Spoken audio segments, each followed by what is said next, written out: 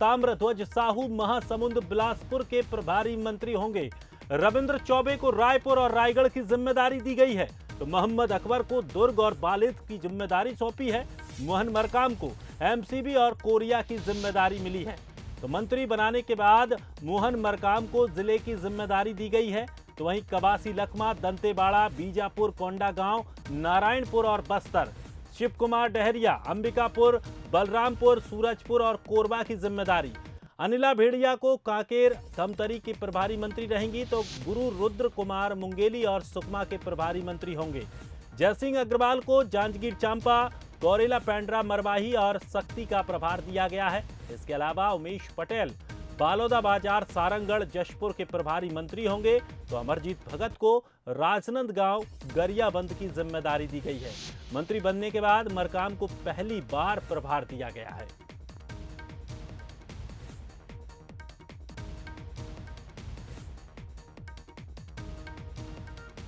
तो इस वक्त की बड़ी अपडेट आपको बता दें, छत्तीसगढ़ में कैबिनेट मंत्रियों के प्रभार बदले गए हैं।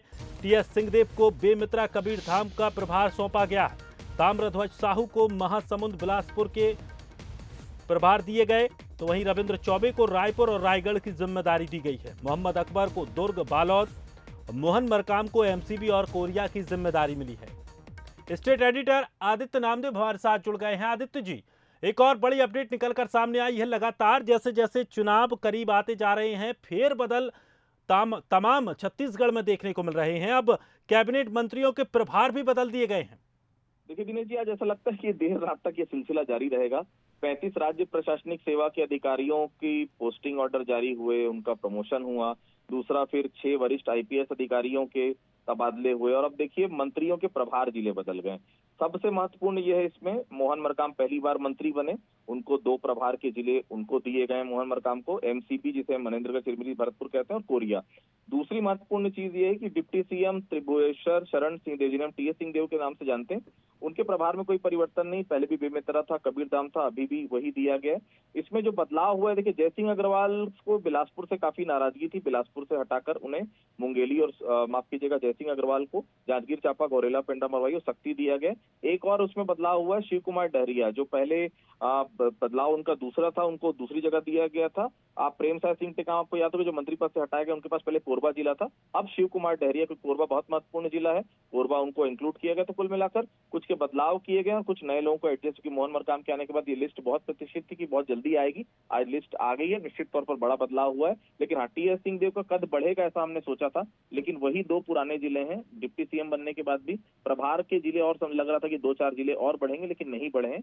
फिलहाल ये पूरे मंत्रियों के प्रभार के जिले बदले गए हैं। निश्चित तौर पर इसी हिसाब से 15 अगस्त जब झंडा फहराएगा, इसी हिसाब से मंत्रियों को जवाबदारी भी उसकी दी जाए। चलिए, शुक्रिया आदित्य जी जानकारी के लिए। तो लगातार छत्तीसगढ़ में बदलाव हो रहा है। छत्तीसगढ़ में अब कैबिनेट मंत्रियों के भी प्रभार बदल दिए गए हैं। और एक छोटे से ब्रेक के लिए रुक रहे हैं, जल्द वापस आएंगे।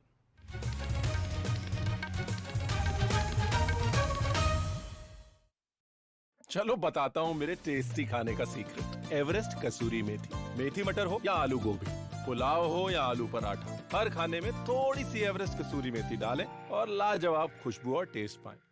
टेस्ट में best kasuri methi from Everest.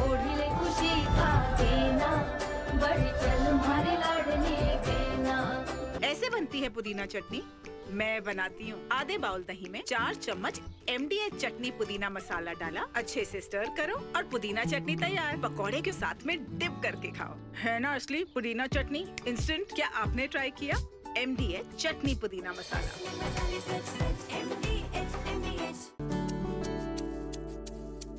ताजी सुबह का करे आगाज, चल खोले आज कुछ दिल के राज।